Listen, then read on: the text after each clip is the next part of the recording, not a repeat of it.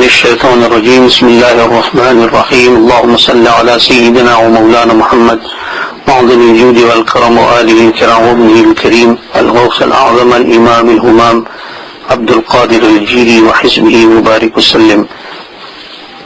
قال سبحانه وتعالى: سبحان الذي أسرى بعبده ليلا من المسجد الحرام إلى المسجد الأقصى الذي باركنا حوله لنريه من آياتنا إنه هو السميع البصير. قال الله سبحانه وتعالى في شأن حبيبه الكريم: إن الله وملائكته يصلون على النبي يا أيها الذين آمنوا صلوا عليه وسلموا تسليما. اللهم صل على سيدنا مولانا محمد وعلى آله وأصحابه وبارك وسلم. جماعة المسلمين، السلام عليكم ورحمة الله وبركاته. By the grace of Allah subhanahu wa ta'ala, we will discuss the 10th session of the series on Mi'raj al-Nabi sallallahu alayhi wa sallam. One more session after this, we will complete this whole subject, inshaAllah ta'ala. Initially you were told that the gift that the Nabi sallallahu alayhi wa sallam received on the night of Mi'raj was Salah. The gift was for this ummah, that is Salah. Or we call it namaz, ibadah. Initially 50 times salah was given.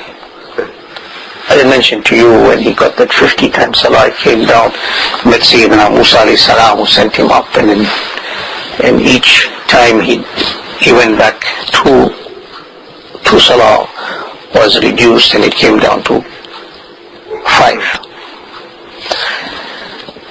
But if you study the life of the beloved Habib Sayyidina Muhammad sallallahu alayhi wa sallam, his procedure of life and his devotion, then the wisdom in giving the 50 salah was actually whatever Nabi sallallahu alayhi wa sallam performed, and that was 50 times salah a day. So nothing that Allah subhanahu wa ta'ala does not have a wisdom in it. In fact, the ulama, a'imma and mashayikh of Islam state that there are 70 different hikmah, 70 different wisdoms in every action or any saying or anything of Allah subhanahu wa ta'ala.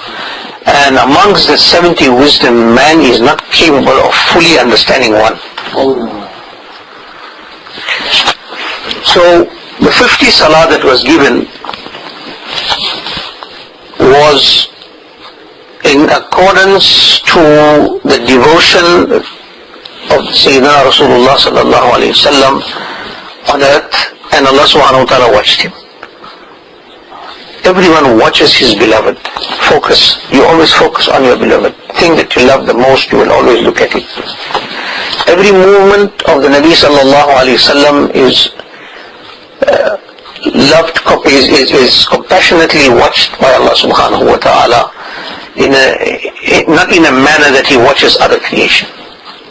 This is totally different. But the Nabi sallallahu alayhi wa sallam looked up into the skies, constantly looked up into the skies, in the time when he was taunted by the kuffar, that he speaks of a new religion, but he is not blessed with the excellence that the people of Makkah has been blessed with, and that is the Holy Kaaba. He speaks of a new religion, he speaks about Allah subhanahu wa ta'ala, but he faces in a different direction. So it means to say, according to the concocted version of belief, that he is not privileged to look towards the Kaaba because his religion is not correct. Nabi sallallahu alayhi wa sallam constantly looked up. Allah subhanahu wa ta'ala revealed the ayah. The Mahbub is looking up, not saying a word, not saying anything. He's not complaining. He's not requesting. He's merely looking up.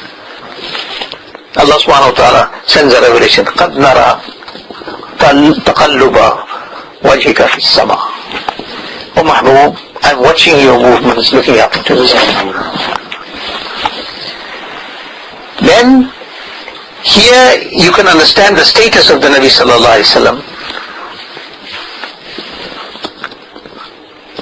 That Allah subhanahu wa ta'ala could have said, He knows, Allah knows the reason, but He doesn't say. He knows the reason that He's pining for the direction of the Kaaba. The ordinance, the divine ordinance must be revealed by the command of Allah subhanahu wa ta'ala to change direction. Allah knows the Mahbub wants to face towards the Kaaba. He knows. He says, but he replies, فَلِنُوَلِّيَنَّكَ قِبْلَةً تَرْضَاهَا. He doesn't say face towards the Qibla. Take your Qibla, the Kaaba. He says, Mahbub, turn the face to the direction you desire. Allahumma salli ala Sayyidina Muhammad. So no difference. Say, I want this pen. You know I want this pen. This belongs to you. It's in your house and I'm constantly looking at it. So you will generally say, okay, why you like it, take the pen. No. The answer comes, my beloved friend, or my beloved Habib, turn to the direction of your desire. So what do you tell? What do you say to me? What do you say to the person who likes the pen? You say, take whatever is your choice from this house. Giving him an open authority. So Allah subhanahu wa ta'ala was watching Nabi sallallahu alayhi wa sallam. Every nafil he performed, everything he did, every devotional prayer that he was involved in salah, Allah subhanahu wa ta'ala watched him and he prescribed 50 times salah. Why? Because he wanted to link everything that the Nabi sallallahu alayhi wa sallam worried about, anything or everything, whatever he worried was about his ummah. So he knew my Mahbub sallallahu alayhi wa sallam loves this ummah so much, he would like his ummah to get whatever he gets. I get a share of it. So Allah subhanahu wa ta'ala prescribed 50 times salah. Now let's pick up the chart.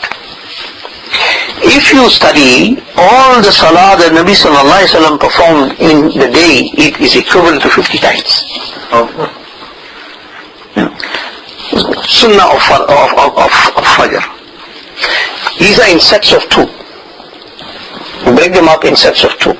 So if there's 4 rakat, it's 2 sets. Right. So we count 2. Fajr of Sunnah is 2 rakat, is 1 set. Fajr, Farz is 2 rakats at 1 set.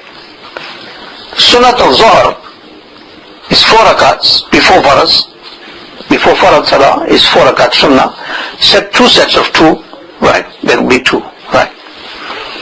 Farz of Zohar 4, that's 1 set, because you can break that up, you can break Sunnah up.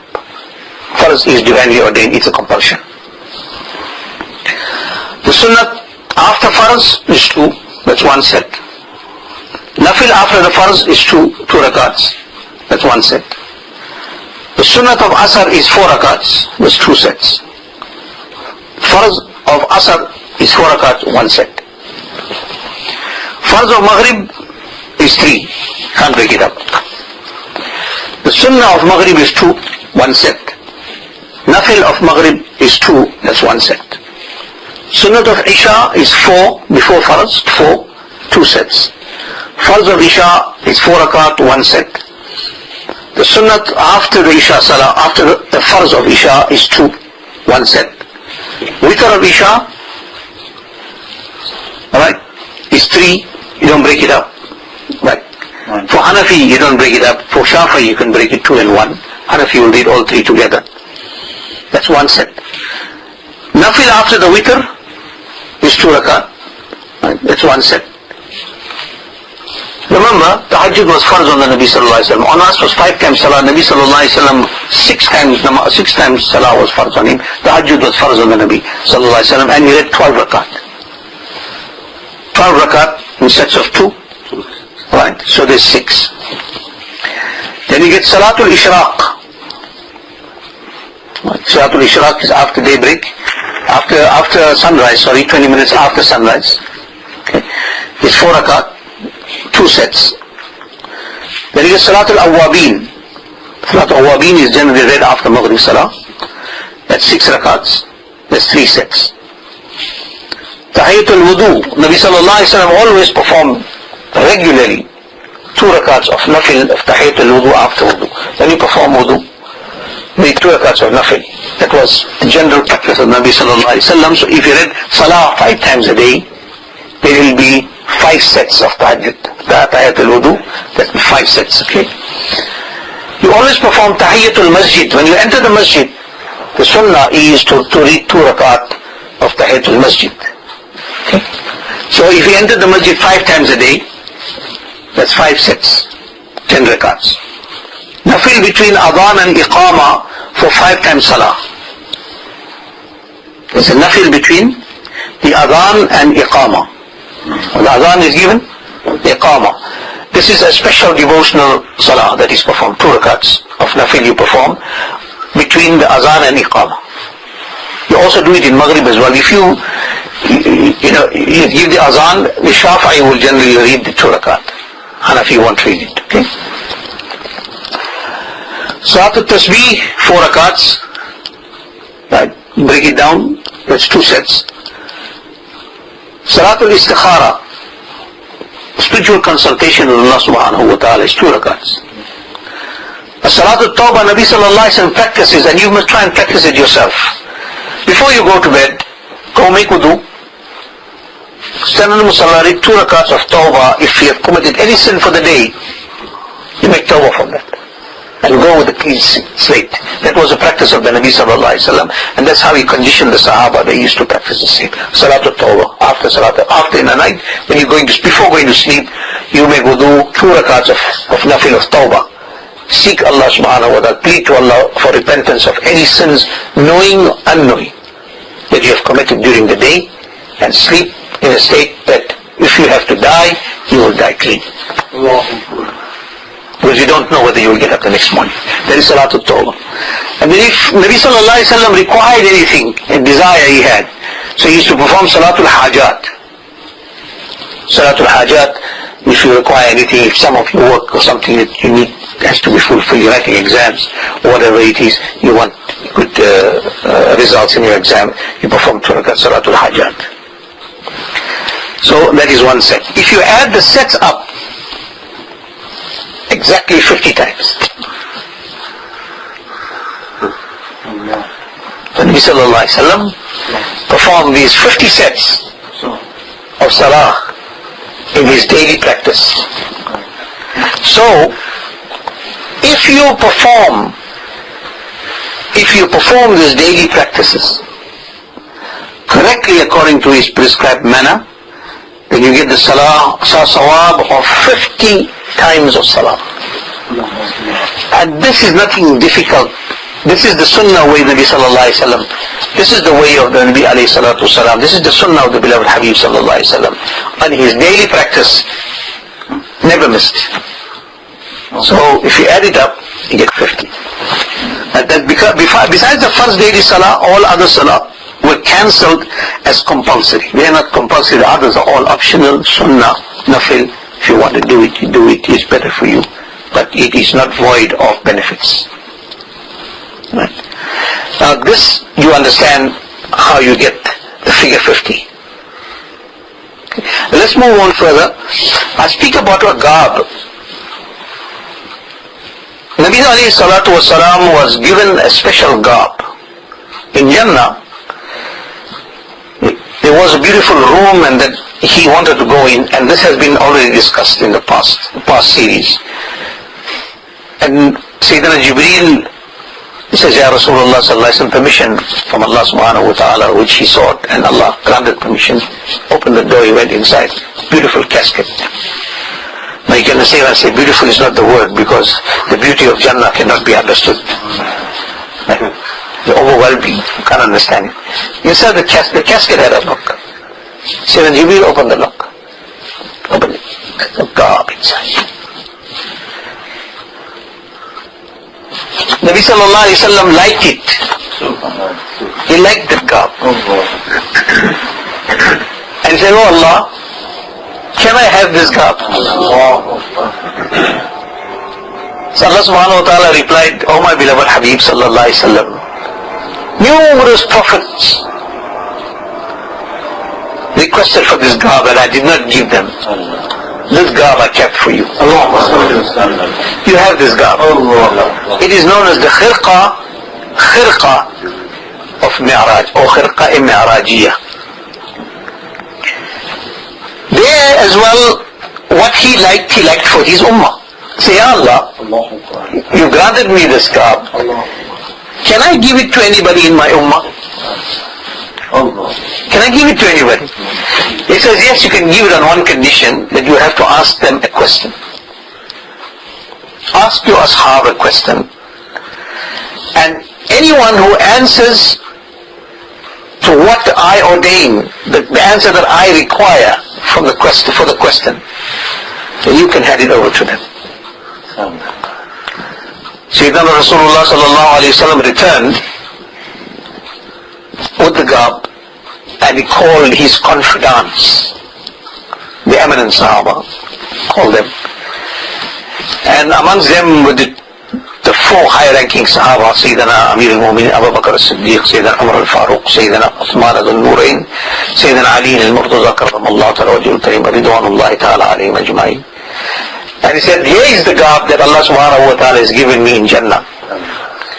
And I sought permission from Allah for giving it to somebody, but Allah subhanahu wa ta'ala has put a condition to it. And the condition is, whoever answers a question, Allah has posed. And if the answer is according to what Allah subhanahu wa ta'ala desires, then the garb will be presented to him. So he asked Sayyidina Abu Bakr as-Siddiq radiyallahu ta'ala, what would you do if I give you this garb? As-Siddiq, oh my beloved Abu Bakr, what would you do if I give you this garb? Sayyidina Abu Bakr as-Siddiq radiyallahu anhu says, Ya Rasulullah sallallahu alayhi wa sallam, I will observe sincerity, purity and obedience to Almighty Allah. Okay. Ya Sayyidina Umar, what would you do, O Umar? He says, Ya Rasulullah, I will exercise justice, righteousness and take care of the oppressed. Fine. O my beloved Usman, what would you do? So he said, Ya Rasulullah sallallahu alaihi wasallam, I will observe modesty, virtue and generosity.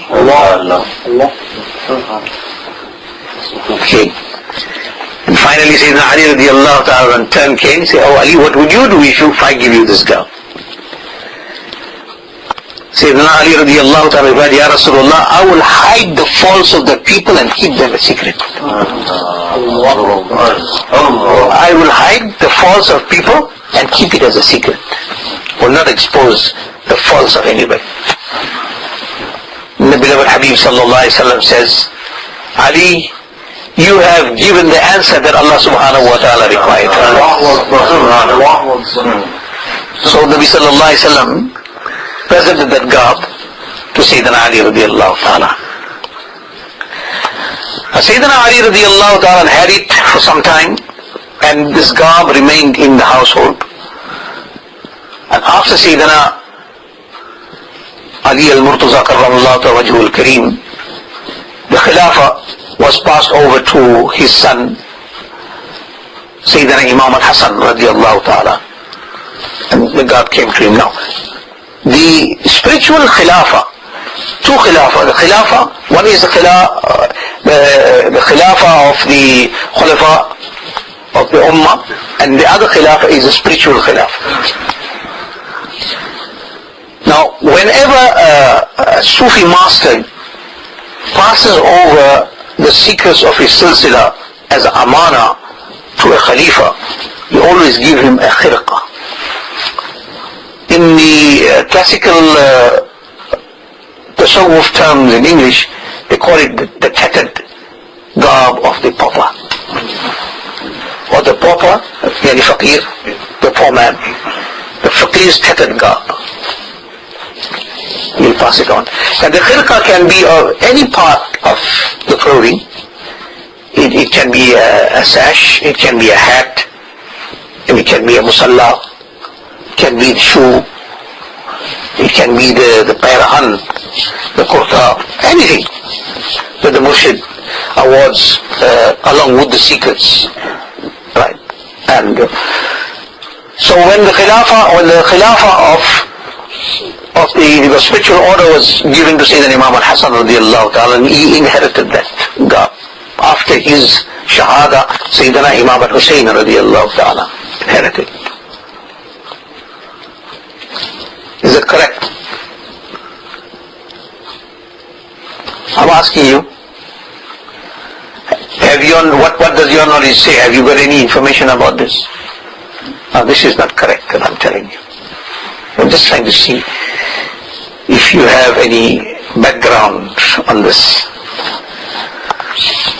The Khilafah that Sayyidina Ali radiallahu ta'ala awarded, he gave it to his big Khalifa, who was Sayyidina Imam Hasan al-Basri radiallahu ta'ala. That was a spiritual lineage now. It's not the family lineage of the Ahl Bayt. This is a spiritual order now. He awarded that garb when he gave the Khilafah. Sayyidina Ali radiallahu ta'ala had a few Khalifas. I'll give you the names. Sayyidina Imam Hasan radiallahu anhu, Sayyidina Imam al-Husayn radiallahu anhu, Sayyidina Hasan al-Basri radiallahu anhu, Sayyidina Qumayl ibn Ziyad radiallahu anhu, and one narration says Sayyidina Uwais al-Qarani radiallahu anhu. 5 is known. Sayyidina Qumayl ibn Ziyad was a very beloved friend and associate of Sayyidina Ali radiallahu ta'ala. He is passed away in very near Sayyidina Imam. He passed away actually in Kufa. Sayyidina Ali radiallahu ta'ala originally moved the capital of Islam to Kufa. He passed away. There is Mazar Sharif is Sayyidina Qumayl ibn Ziyad, and it's for him that Sayyidina Ali compiled the dua known as Dua-e-Qumayl. Mystical dua. Dua-e-Qumayl. Sayyidina Qumayl ibn Ziyad radiallahu anhu. He was a Yemeni. So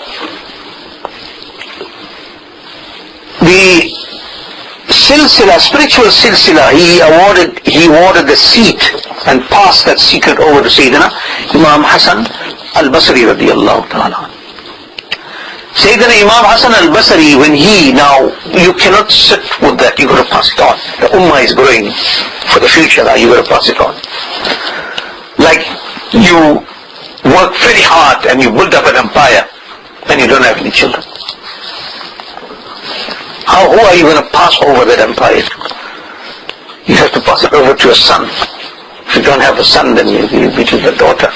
It's unlikely the daughter will be able to administer it. In most cases, it didn't work out.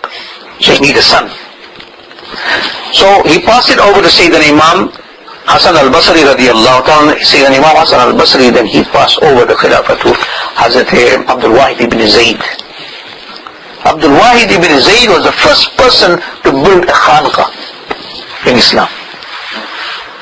Khanqa Zawiya, the school, the spiritual school.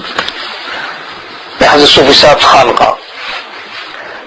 Has Bhaijan's Khanqa in a school where they teach the disciples and Dervish, or the Darwish, the spiritual part of the Tasawwuf and Suluk. The first person to build a Khanqa in Islam was Sayyidina Khaja Abdul Wahid ibn Zayd, which was in the borders of Iran and Iraq. I don't know if there's any remnants left of it. It must have just been destroyed or disintegrated over years. Then, according to the chain, he passed it on and on and on until it came to Hazrat Khaja Haji Sharif Zindani radiallahu ta'ala, who then passed it over to his Khalifa, who was his spiritual successor, who inherited the secrets of the Silsila, Chishtiya Silsila. He came to Hazrat Khaja Usman al-Hirwani radiallahu ta'ala. And his Khalifa was Hazrat Khaja Khajigan Shah Hindustan, Khaja Gharib Nawaz, Mu'in al-Haqq wa Deen, Khaja Hasan Sanjari Ajmeri radiallahu ta'ala, Grand Master. He passed it over to Hazrat Qutb al-Aqtab, Qutbuddin Bakhtiyar Kaki radiallahu ta'ala, and he passed it over to Khaja Khajagan, Hazrat Sayyidina Khaja Fariduddin Mas'ud Ganj Shakar radiallahu ta'ala, and he passed it over to Sayyidina Khajagan, Sultan al-Mashaikh, Sultan Muhammad Nizamuddin Mahbub Ilahi Nizamuddin Awliya radiallahu ta'ala, and he passed it over to Khaja Nasiruddin Mahmud Chiragh Dehlavi radiallahu ta'ala. That's where it stopped. When it came, now you have to, the masters that passed on this khirqa of Miraj, they only gave it to those who were qualified. And they personally administered and carried out the perfection of that individual, to put him to the state of perfection, that he can be a recipient, qualified recipient of this tabarruk that Allah gave the Nabi sallallahu alayhi wasallam on the night of Mi'raj. Now what a lofty and what a great thing this is. So the Master himself perfects the next inheritor of this. He puts him under training. Khaja Gharib Nawaz radiallahu ta'ala and trained Hazrat Qutb al-Aqtab. Hazrat Khaja Gharib Nawaz spent approximately 20 years with his murshid, pursuing the path of perfection. Right?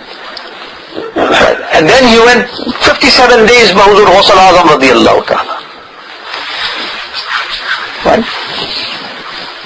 After that perfection, he says, right now, caught his hand, and said, now I have made you wasil ilallah, and leave you at the doorstep of Allah subhanahu wa ta'ala, and Allah subhanahu wa ta'ala's beneficent and gracious care. Now my job is done, and it's now Allah subhanahu wa ta'ala, I perfected you, and I made you perfect, and Allah now subhanahu wa ta'ala will further perfect you. Two things in Tasawwuf you must understand. One is perfect. You, and by your endeavor, you reach that stage of purity. But you are still at the door. The door is not opened yet. When you're at the door, the majestic Lord, the real absolute, Allah subhanahu wa ta'ala, you'll be standing at the door, your murshid will take you to the door. Until that door doesn't open, you can't get into that secret domain. That's a world of secrets. Right. And then when Allah subhanahu wa ta'ala further perfects you, one is kamil, perfect. And then one stage above that in suluk is mukammal. Kamil, mukammal. Kamil means perfected, mukammal means further perfected. Further perfection. Like Sayyidina Gharib Nawaz Mu'inuddin Chishti Ajmeri radiallahu ta'ala, who went to the darbar at the feet of Hazrat, the great Qutb, Hazrat Sayyidina Sayyid Ali al-Hijwari radiallahu ta'ala, and Data Ganj Bakhsh in Lahore, 40 days at his feet. And he received his tender care and his tender grace from the great wali of Allah and blessings from him. And then before leaving, he wrote a couplet which is now engraved on the tombstone at the headside of this great wali of Allah. It's written there, Ganj Bakshe Faiz Alam Mazhare Noor-e Khuda. He wrote it in Persian, that was the language that was spoken. Ganj Bakshe Faiz Alam Mazhare Noor-e Khuda. Ganj Baksh, one who bestows the treasures. Ganj Baksh. Faiz Alam, he is grace for the whole world. Mazhare Noor-e Khuda, he is a reflection of the power and qudrat of Allah subhanahu wa ta'ala. Na kisara Pir Kamil. This is what you understand here. Na kisara Pir Kamil. Every imperfect requires a Murshid al-Kamil. Na kisara Pir Kamil. Kamila Ra Rahnuma. Kamila Ra Rahnuma.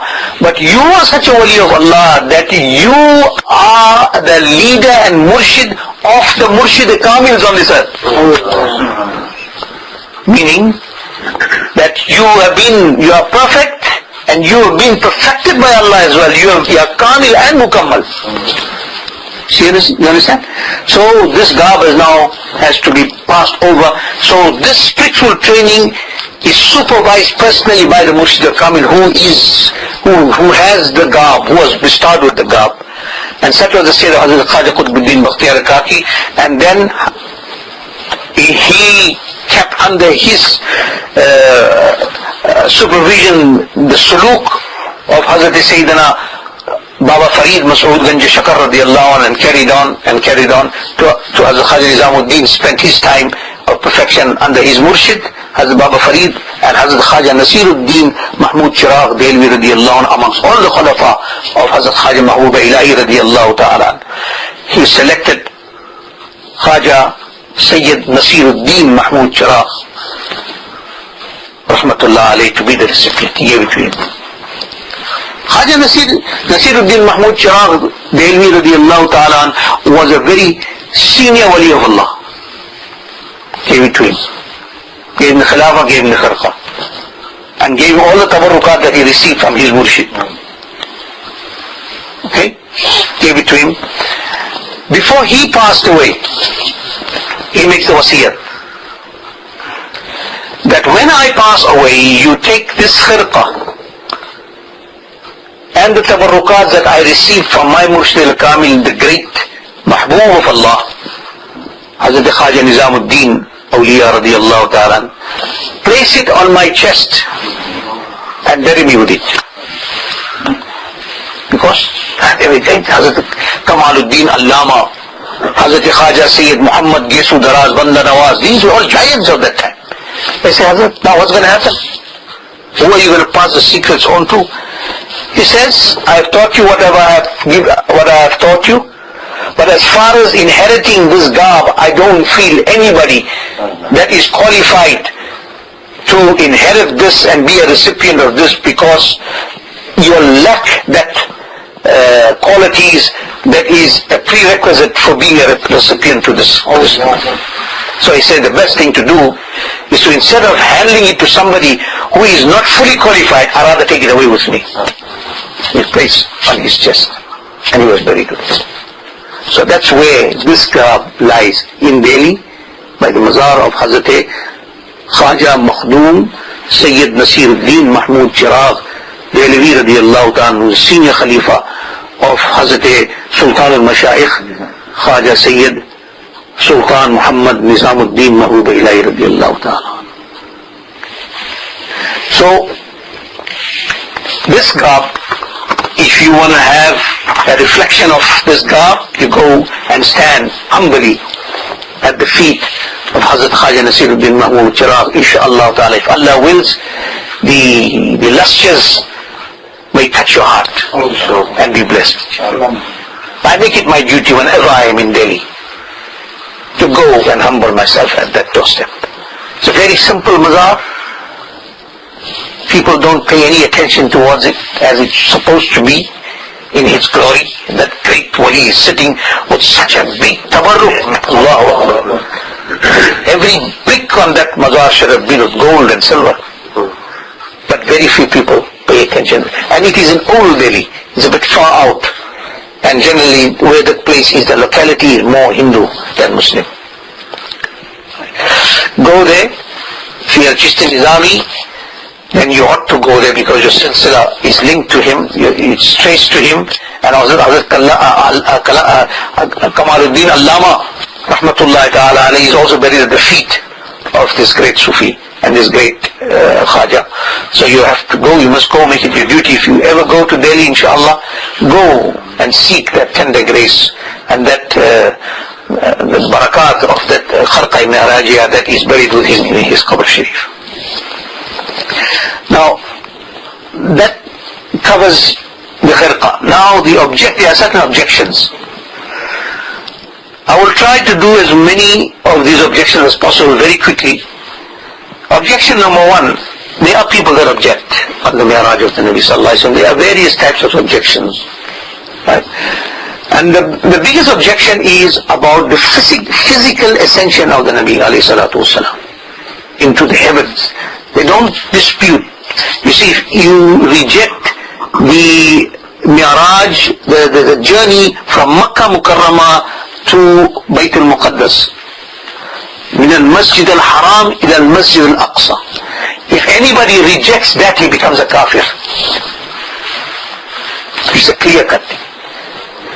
Subhanallah asra bi'abdihi laylam min al-Masjid al-Haram ila al-Masjid al-Aqsa.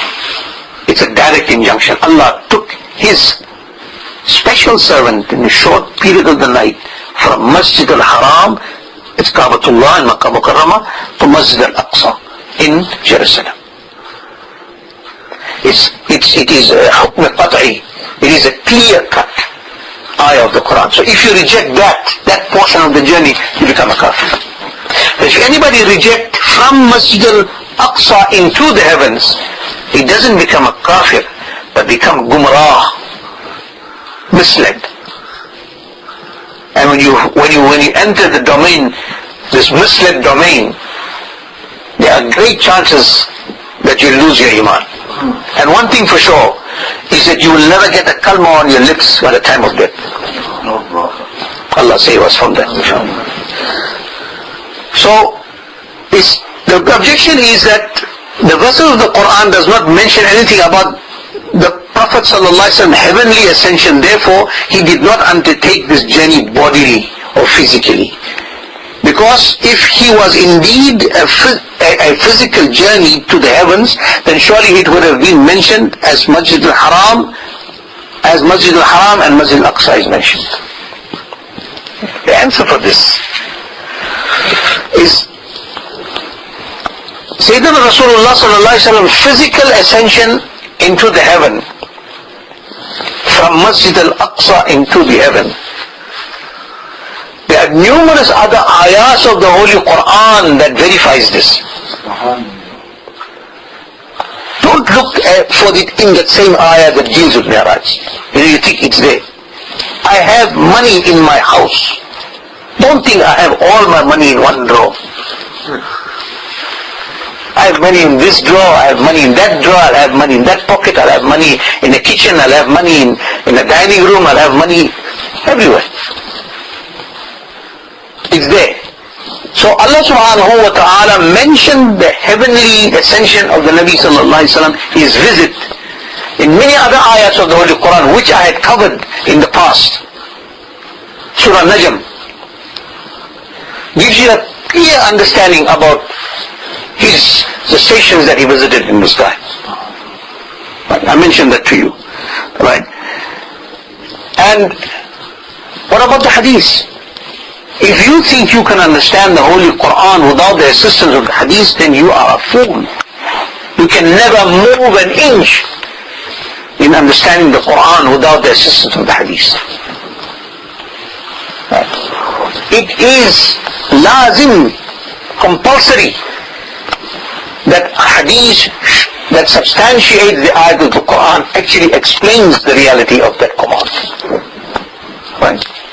Allah subhanahu wa ta'ala orders you to perform salah 5 times. Who told you how many rakats to perform? Is it mentioned in the Quran that Fajr you must read 2 sunnat and 2 faraz, or Zuhr you must read 4 sunnat, 4 faraz, 2 sunnat and 2 nafil, or Asr you must read 2 sunnat, you must read the sunnat after before the farz? And some bright spark may say it's nothing in the Quran to read the sunnah. We must read the sunnah before the farz. There's nothing in the Quran, so I'll read it after the sunnah. After the farz. I'll read the sunnah after the farz. Can he do it? Subhanallah. How many rakats must you read in Maghrib? Some guy may tell you that, oh Baba, you know what, I got time. Plenty time, I'm free. I like to worship Allah subhanahu wa ta'ala, so why read 3? I want to read 9 rakat or 10 rakat for that matter. You can't do it. From the time, the whole history of Islam, from the time of the beloved Habib sallallahu alaihi wasallam to now, and from now till Qiyamah, nobody can change 3 rakat of Maghrib to 6. Not possible. It's got to be 3 rakat. And Fajr can't be changed to 4. Somebody say, I get up very early in the morning, I got plenty time, Baba. I'll read more. Can't do it. Who gave you that command? Who gave you the instruction of reading the 2 rakat in Fajr? And who gave you the instruction of reading 3 rakat in Maghrib? Hadith? When you perform wudu, you should only wash your face, wash your hands to the elbow. إذا قمتم إلى الصلاة فاغسلوا وجوهكم. The Quran says, right? يا أيها الذين آمنوا إذا قمتم إلى الصلاة, O believers, when you intend performing salah, فاغسلوا وجوهكم, wash your face. It doesn't say how many times. Wash your face. And it doesn't say what is the limits of the face. You can just take the water and wash your face. فاغسلوا وجوهكم وأيديكم إلى المرافق. Okay, it tells you the limits. Wash it till your elbow. It doesn't say how many times. وامسحوا برؤوسكم. Make masah of the head. It doesn't tell you full head, quarter head, half head, or 1/8 of the head, or nothing. Just make masah. How to make masah? What is the ethics of making masah? You take a piece of cloth and rub it on your head, you masah. You don't do that. Right? وأيديكم إلى المرافق وامسحوا برؤوسكم وأرجلكم, and your feet إلى الكعبين, till your ankles. It doesn't tell you how to wash them. It doesn't tell you about washing between the toes. It doesn't tell you whether the foot must be above the ground or must remain under the ground. And it doesn't tell you whether you must just wash the top as well as the bottom. SubhanAllah. They'll give you the ethics. Who gives you the ethics? The hadith. And every step of any ayah of the Quran, you have to take the supporting hadith to understand it. Otherwise you will not understand anything. Right? Now, if an incident is mentioned in a few places, that not necessarily mean that it must be mentioned in detail. If something is mentioned here in few places, doesn't mean that each place is mentioned, it must be in total detail. So what was necessary? What was necessary for Nabi Sallallahu Alaihi Wasallam to spend 63, or just for that matter, we say from the time of announcement of Nubuwah, from the age of 40 to 63. Let's take that portion of it. 23 years amongst the Ummah. What did he do? He expounded on the commands of the Quran. And that expounding is what we inherited as Hadith al-Nabawi sallallahu alayhi wa sallam. That is what we are dependent on. Okay? So, the masters of astronomy have mentioned that A is a dense layer which is called Qurratul Bukhar. Astronomy now, we speak a little bit on astronomy. Astronomers say, right, that A is a dense layer which is called Qurratul Bukhar. In English we say the zone of vapor. The zone of vapor. Or it's called Alam-e-Nasim, the zone of the breeze. And it's also called Qurratul Layl wan Nahar, the zone of the night and day. Okay. And this is the very zone which the day and night is, where day and night is situated in this zone. The thickness of this zone is approximately 51 miles from the ground into the sky.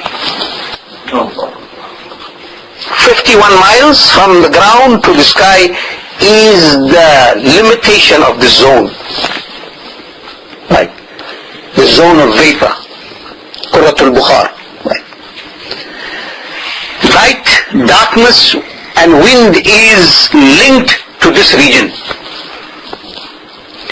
The region above this is a subtle and light pure air zone free from dust, dirt and pollution.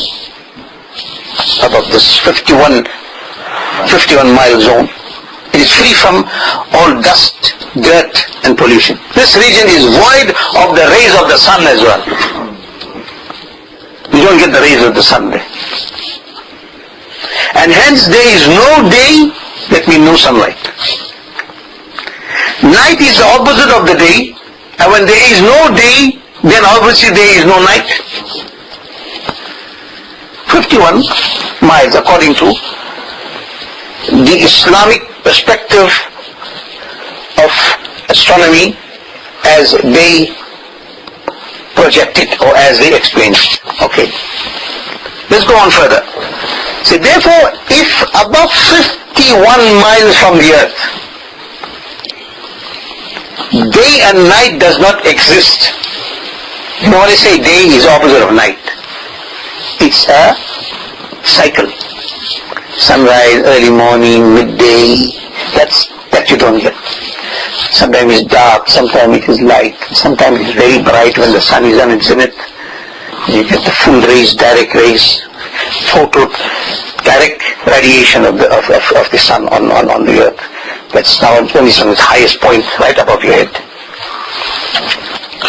Right? This Nahar, which you call in classical terms of Islamic law and Islamic jurisprudence, which is fiqh. He said when night and day does not exist above the 51-mile zone, then surely there will be no question of the existence of day and night in the upper skies. This is the upper region, the upper heaven.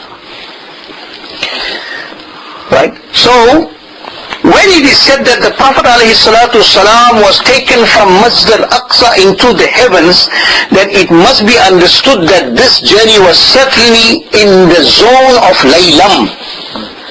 Subhanallah asra bi'abdi Laylam. In the zone of Laylam. Now we must first now decipher what is Laylam to understand this. Laylam means short period of the night. Layl is night. Laylam, short period of the night.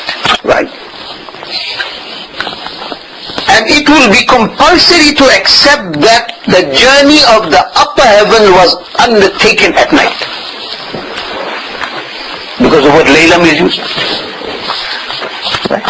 Now, but this is contradictory now. When that zone has got no night and no day, why the term Laylam is used? 51 miles above the sky, there is no day and night. It's a different zone. It's just a fixed zone. Unlike the situation down on earth. But this will be contradictory because there is no existence of day and night in the skies. Contradicting. Therefore, this sector of the journey, this sector, 51 miles above the earth, right, cannot be included in the command of Laylam. Cannot be included. Okay? If you include it in Laylam, contained in Laylam, then it doesn't make any sense. Right? This is the astronomical version of explaining the physical ascension of the Nabi sallallahu alaihi wasallam into the heavens. Okay. Right. So therefore this sector of the journey cannot be included in the zone of Laylam. It was for this conflicting reason that the wise Allah, the all-wise Allah subhanahu wa ta'ala did not mention anything about the sector of the journey into the heavens. Because this is a different leg of the journey. He only spoke about the leg from Makkah Mukarramah to Jerusalem to Masjid al-Aqsa in this ayah. Therefore he used the term Laylam and it was at night. Nothing is mentioned about his physical ascension. This is Allah subhanahu wa ta'ala's wisdom. Because he doesn't contradict himself. You understand? Does it make sense to everybody? Good. Okay. Right. contrary, لِنُرِيَهُ مِنْ آيَاتِنَا. Now go, سبحان الذي أسرى بعبده ليلا من المسجد الحرام إلى المسجد الأقصى. Till here, this ayah, this portion of the ayah tells you about the physical journey at short period of night. Allah subhanahu wa ta'ala took his special abdihi now. Not abd, don't say abd, abd means general servant. Right? Abdihi, his special servant, from Masjid al-Haram to Masjid al-Aqsa. Stop.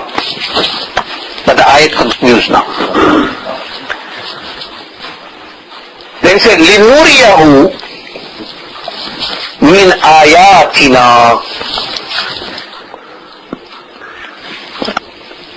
Okay?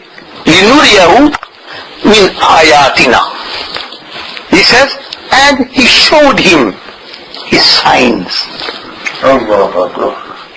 Ayah. Ayat means sign. Ayat, plural of ayah, meaning signs. سبحان الذي أسرى بعبده ليلا من المسجد الحرام إلى المسجد الأقصى أقصى الذي باركنا حوله. Showed him the barakat around حوله لنريه من آياتنا, and showed him the signs.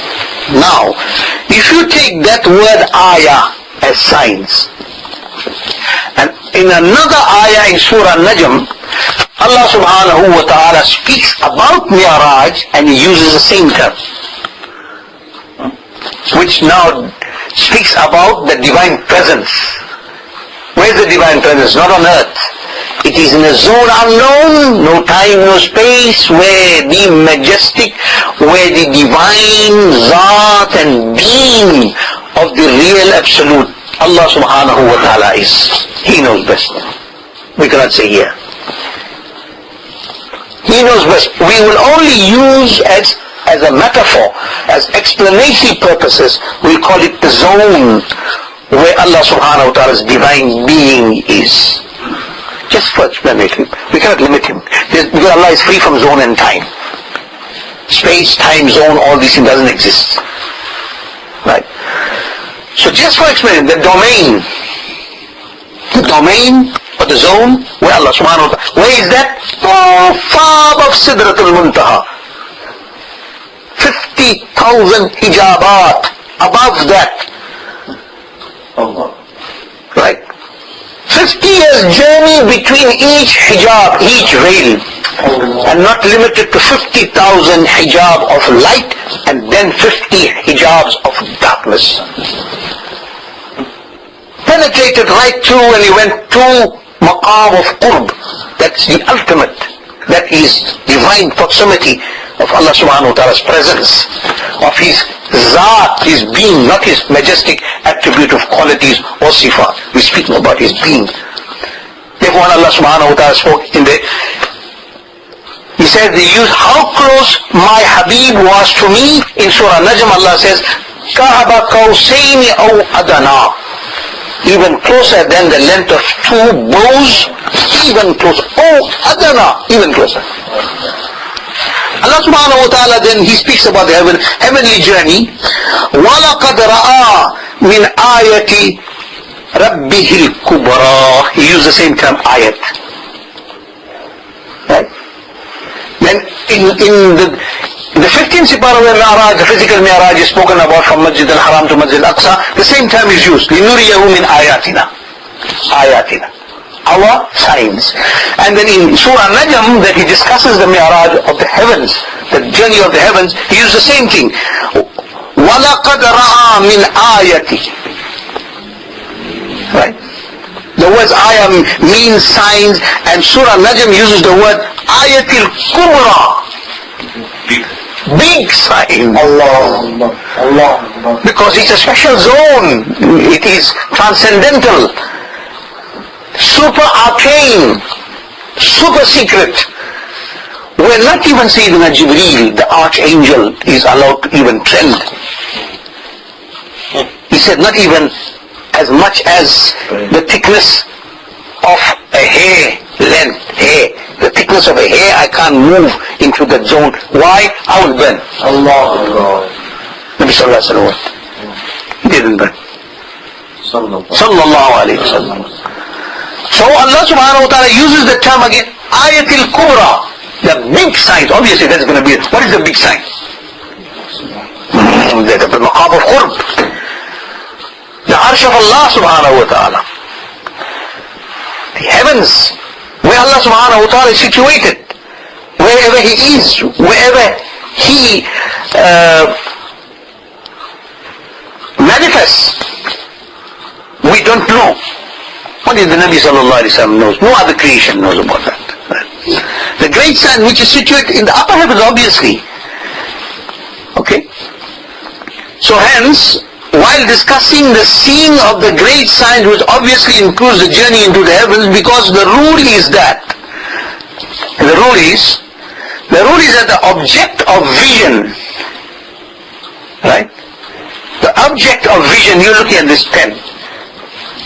Your vision's object is this pen. You are who wants to see the object. So if both are not present, if either one of them are not present, you don't get the vision. And Allah speaking about Kaaba Qawsaini aw Adnaha. Allah Subhanahu Wa Ta'ala was the object. And who was to see him? The Nabi Sallallahu Alaihi Wasallam. And you know Nabi Sallallahu Alaihi Wasallam saw Allah on that night.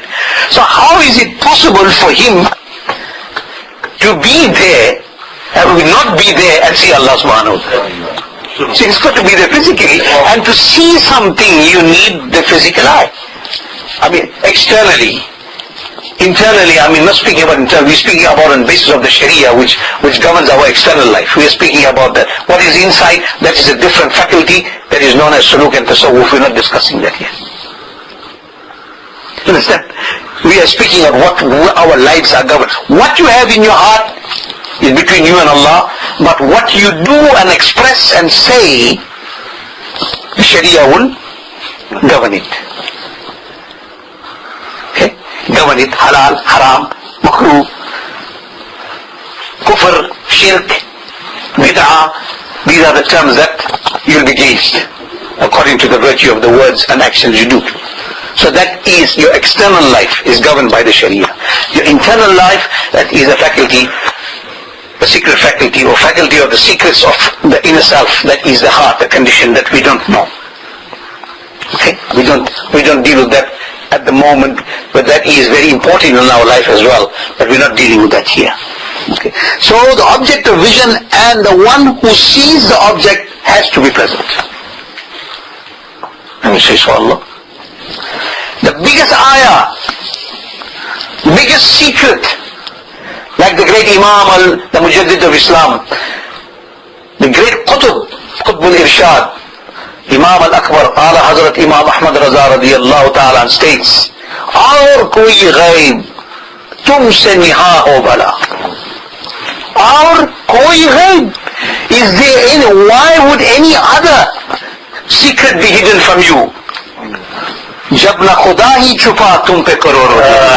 That you saw the biggest hidden, the biggest ghaib you saw, Allah subhanahu wa ta'ala, what is the rest of the ghaib? Nothing. The insignificant compared to the big ghaib of Allah subhanahu wa ta'ala not being seen by man. That is the biggest ghaib, the biggest hidden thing in this universe is the being of Allah subhanahu wa ta'ala. So Allah says, Ya Rasulullah, what else can be hidden from your eye when you saw Allah subhanahu wa ta'ala? So Nabi sallallahu alayhi wa sallam, there's nothing hidden from him.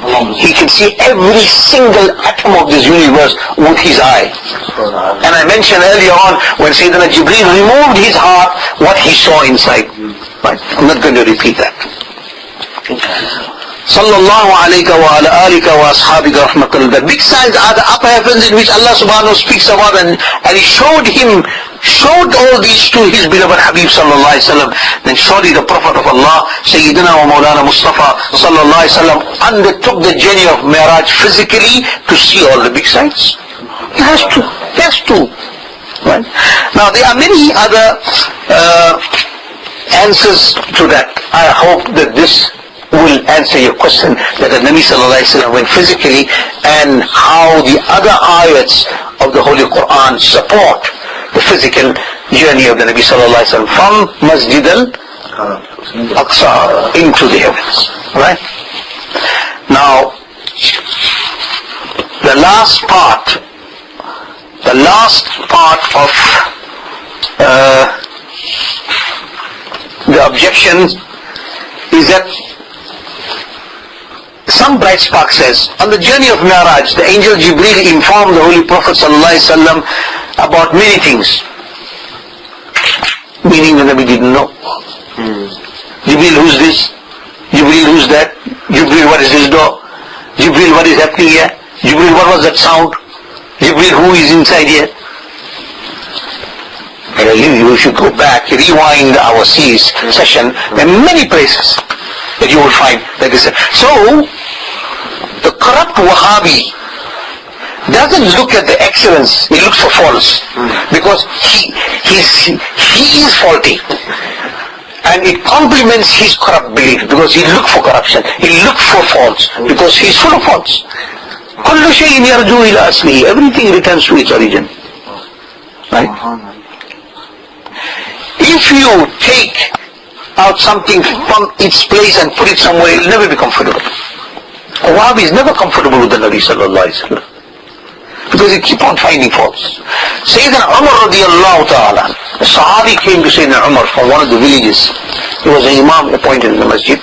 The Sahaba came, complained about the Imam. Sahaba were very observant people. Every namaz, this Imam reads Surah Abasa. Abasa wa tawalla. Abasa wa tawalla. Every time he reads this, he created a doubt in the mind of the Sahaba. Though also, Abasa was the Quran ayat. If you read it, you get the same sawab. Right? It's ayat from the Quran. Whole Quran, anyway you take, it is a basket of fruit. According to Sayyidina Bilal radiallahu ta'ala. That's how his mood of reading Tahajjud was. He'll read a little bit from here, a little bit from there. Then he asks, why you do that? Bilal, he say, Ya Rasulullah, it's all rahmah. It's a basket of roses, it's a basket of fruit. Wherever you want, wherever you pick, it is all rahmah. So I read from everywhere. Tahajjud. So Sahaba came, that it was the Khilafat of Sayyidina Umar al-Faruq radiallahu anhu. So we have got a complaint. So what is your complaint? He said, our Imam that says that he is a munafiq. Why is a munafiq? You see, because every salah he reads Abasa wa tawalla. Abasa wa tawalla. That's the surah he reads in every namaz. Said, Shah, send for the Imam. Say, you read Abasa in all your namaz? He said, yes. Say, why? Say, I like the surah. Say, why you like it? He said, because Nabi sallallahu alaihi wasallam was reprimanded. Allah. He was reprimanded by Allah subhanahu wa ta'ala, therefore I like that ayah. Okay. Took a sword, one slash, took his head off. So, munafiq, you didn't get وَمَا أَرْسَلْنَاكَ إِلَّا رَحْمَةً لِلْعَالَمِينَ. You didn't get يَا أَيُّهَا الْمُزَّمِّلْ يَا أَيُّهَا الْمُدَّثِّرْ. You didn't get طَاهَا. You didn't get يَاسِينَ وَالْقُرْآنِ الْحَكِيمِ. You didn't get the ayah قَدْ جَاءَكُم مِّنَ اللَّهِ نُورٌ وَكِتَابٌ مُبِينٌ. You didn't get the ayah يَا أَيُّهَا النَّبِيُّ إِنَّا أَرْسَلْنَاكَ شَاهِدًا وَمُبَشِّرًا وَنَذِيرًا. You didn't get that. You only get Abasa. You are happy that Allah subhanahu wa ta'ala reprimanded the Nabi. You are a munafiq and a Muslim. Chuck his head off. You see, now Wahhabi will look according to his constitution, those clauses that attract, not that complements his belief. He has fault, because it's full of faults. So a Wahhabi will tell you, he also believes that to believe in ilm ghaib, it is shirk as far as a Wahhabi is concerned. That's Wahhabi Deobandi belief, is to believe, if anybody believes that Nabi sallallahu alayhi wa sallam has ilm ghaib, he is a mushrik. He is committed shirk, because ilm ghaib is exclusive for Allah subhanahu wa ta'ala. Ilm ghaib means knowledge of unseen. We also believe. Our belief, the Ahl Sunnah wal Jama'ah belief, is that nobody personally has any knowledge, either it is ilm ghaib or ilm kimya, or whether the knowledge of science, or whether it's the knowledge of mathematics, or whether it is logic, or whatever science of knowledge. He doesn't possess it on his own. Allah blesses him with it. And the most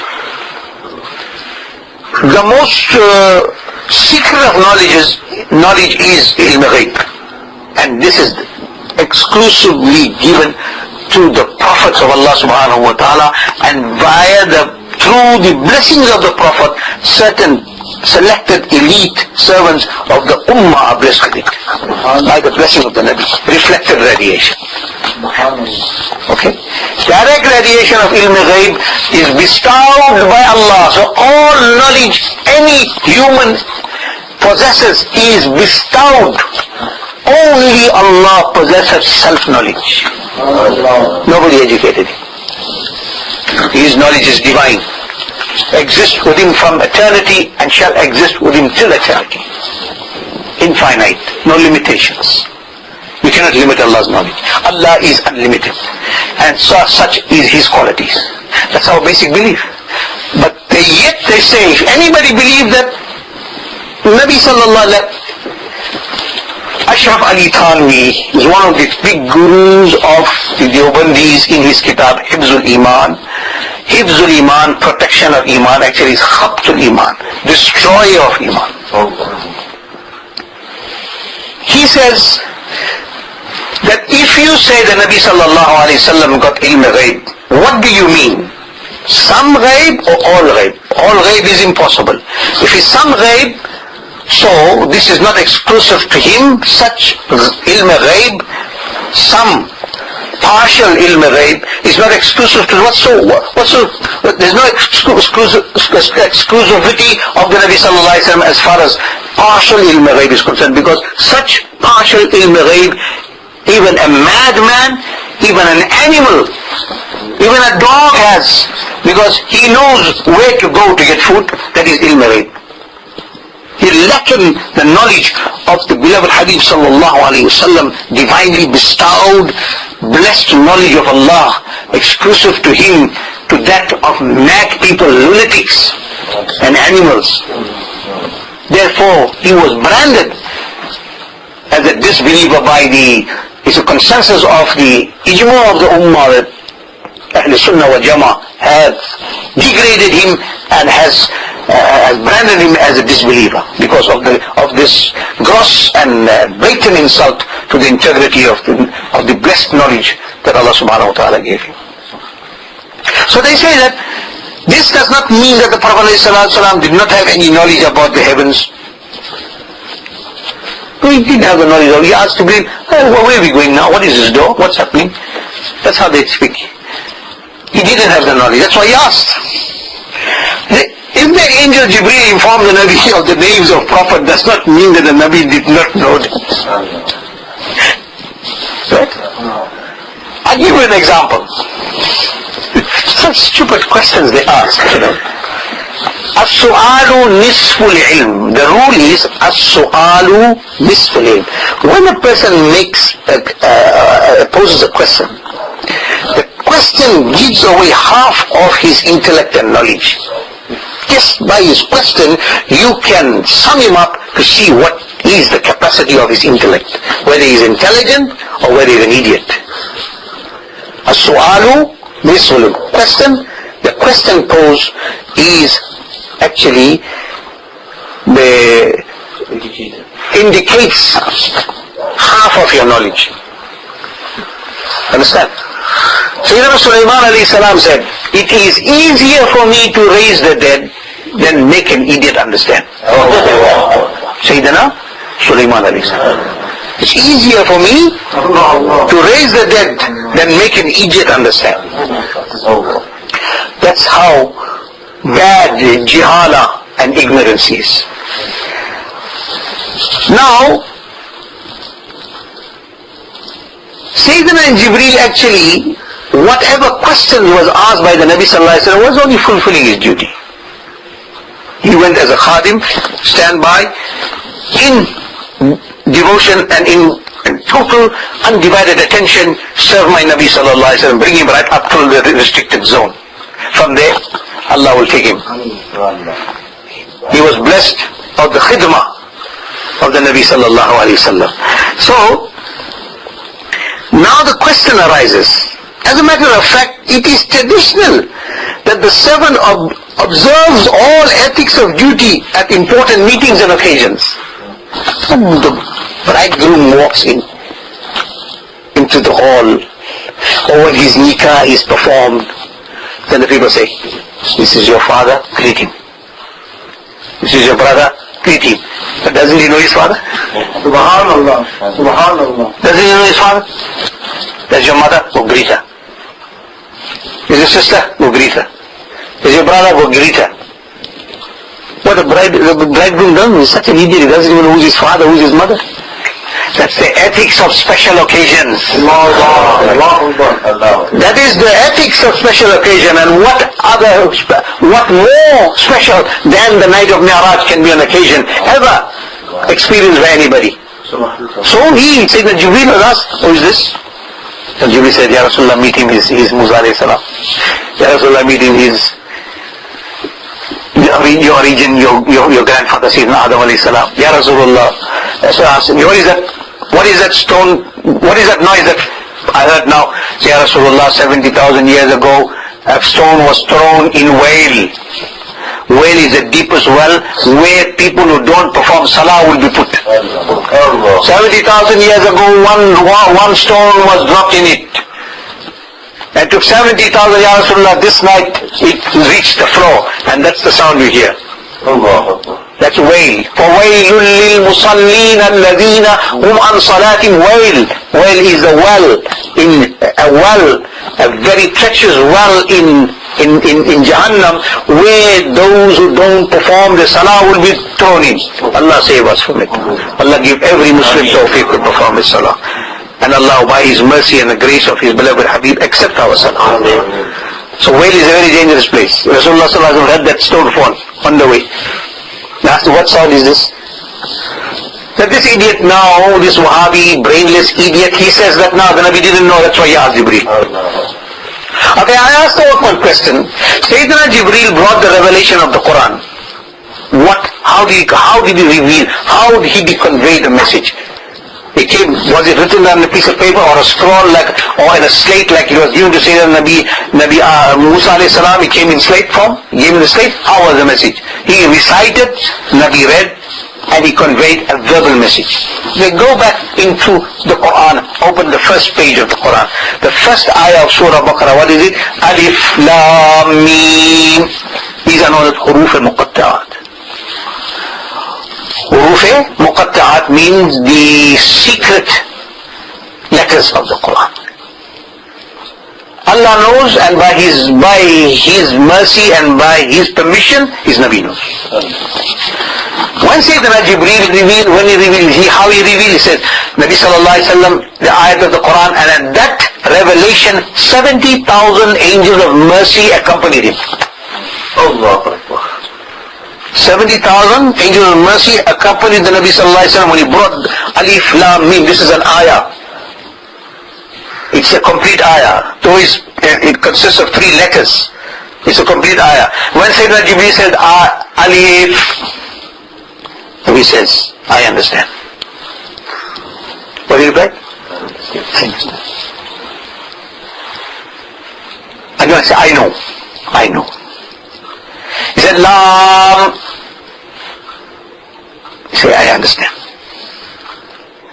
But he said, Mim. He said, it's the mercy of my Lord. Jibreel said, Ya Rasulullah. Before he left, he said, Ya Rasulullah, I brought the verbal message. I say, Alif Lam, Alif. He said, you know. Lam, I understand. When you say Meen, you say the mercy of my Lord. Ya Rasulullah, what does this mean?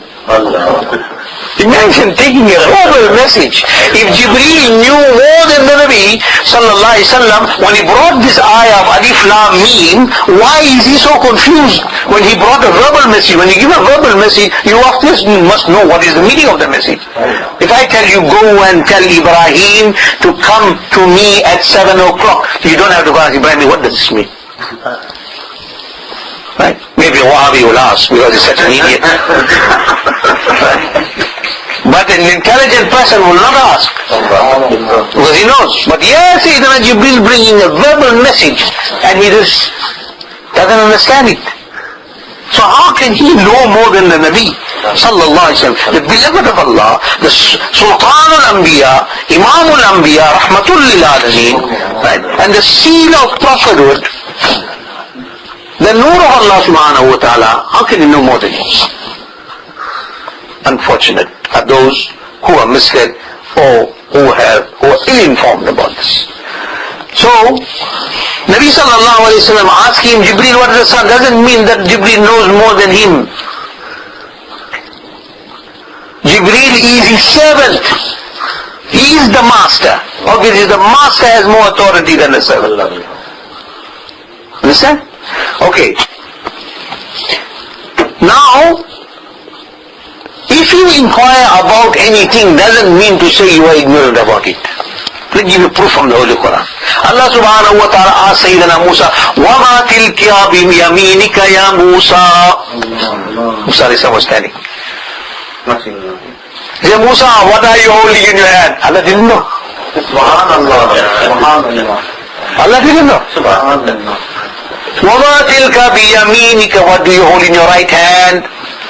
Sayyidina Musa قال هي عصاي أتوكأ عليها وأهش بها على غنمي ولي فيها معارب أخرى. Oh Allah, in my right hand I have my staff, my asa. And oh Allah, I lean on it. With it I beat down fodder for my flocks, and in it I find many other uses. Ya Allah didn't know that. Allah asked you, what do you have in your right hand? وَمَا تِلْكَ بِيَمِينِكَ يَا Musa. So if Nabi sallallahu alaihi wasallam asked Jibreel on the night of Mi'raj, Jibreel, what is it? Doesn't mean to say he didn't know about it. Many other ayahs, now Allah subhanahu wa ta'ala asks the angel, after a person dies, they bury him, what is the duty now of the two angels who will say Munkar Nakir? Or Kiraman Katibin, sorry. What is the work? Kiraman Katibin ya'lamuna ma tafalun.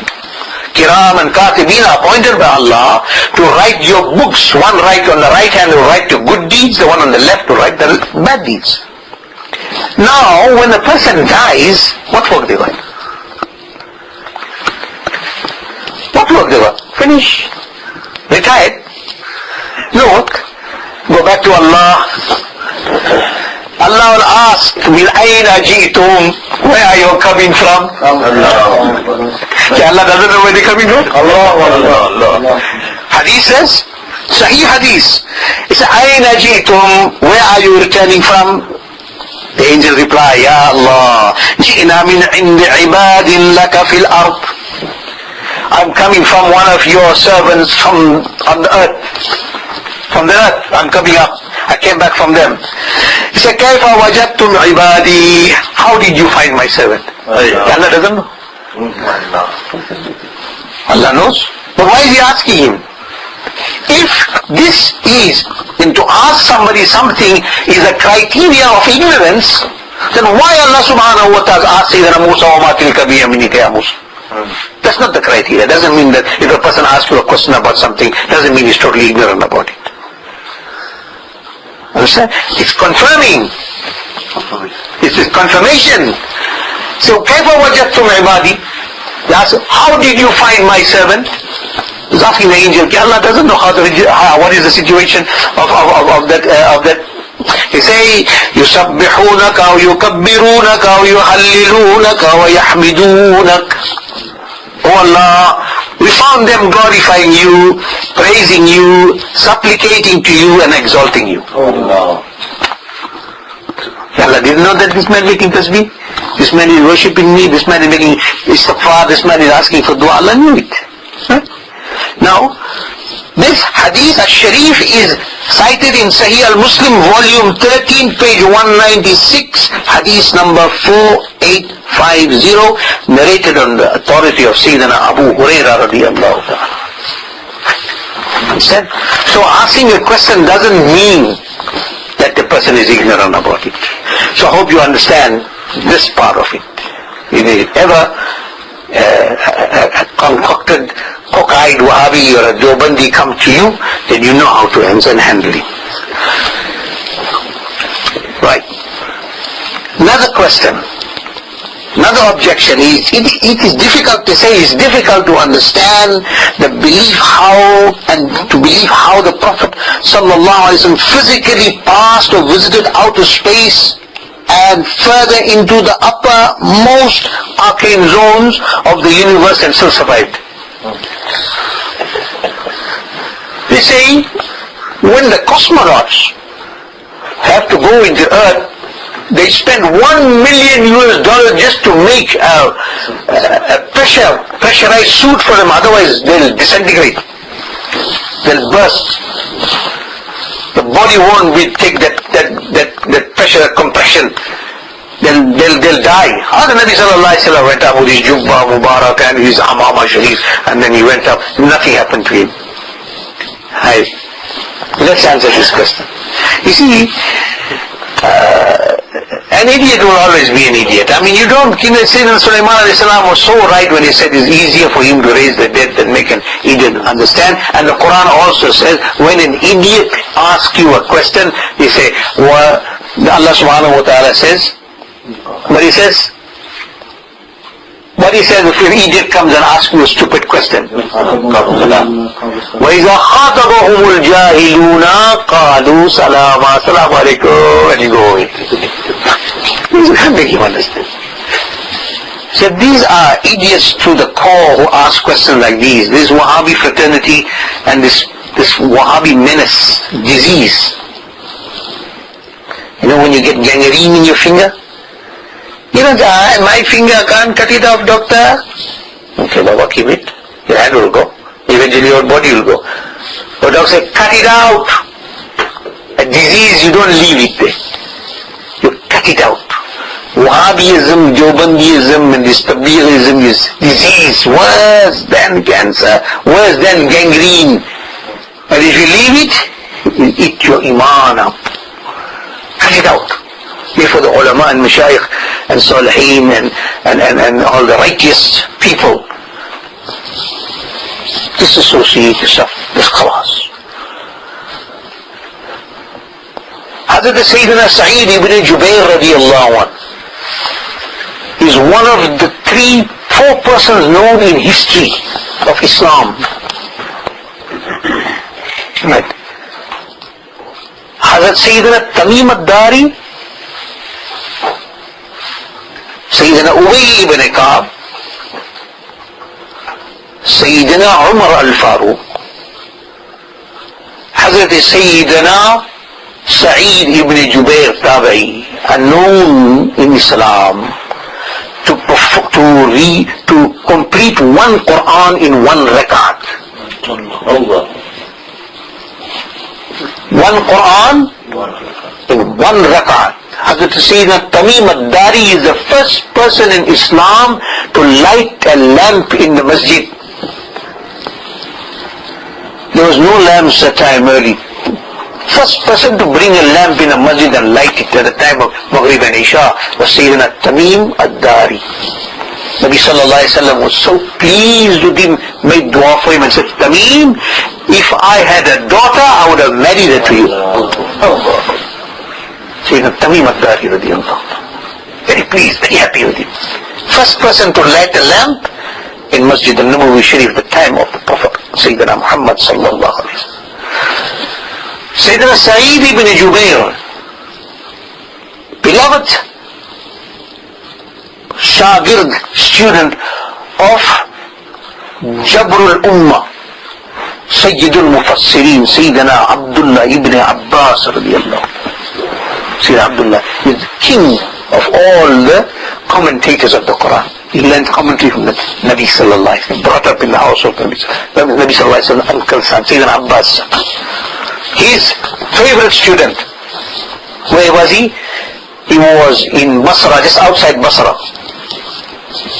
If anybody from Basra came to Sayyidina Abdullah ibn Abbas and asked him any question, he asked him, where you come from? He said, I come from Basra. So you didn't find Sayyid ibn Jubair there, you come to ask me this question? Wasn't Sayyid ibn Jubair adequate to answer your question, you come and ask me here? I have transferred the knowledge that I got from the Nabi sallallahu alaihi wasallam into his heart. So any question, pose it to him. Such a great Imam.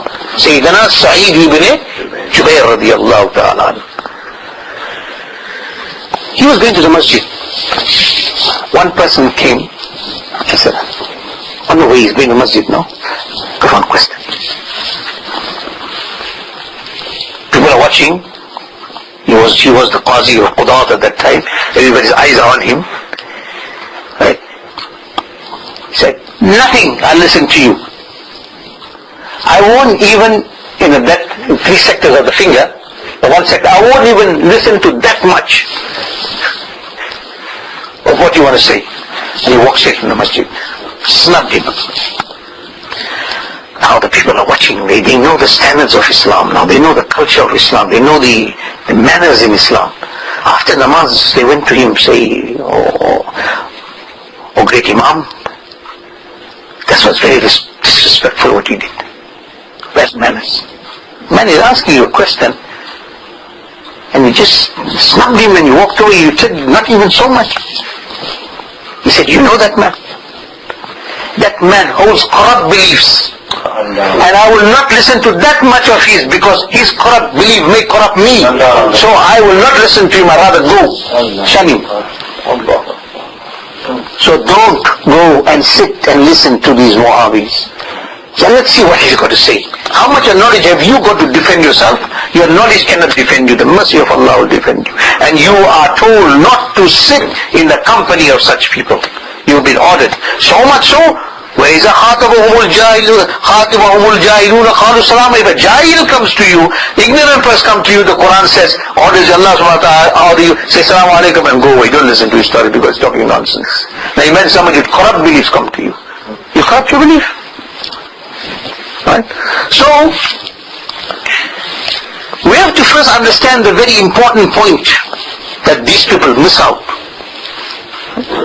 Now, it is a basic principle that everything has its place of origin. You take the fish out from the water and you put it inside the bird cage. You're expecting to survive.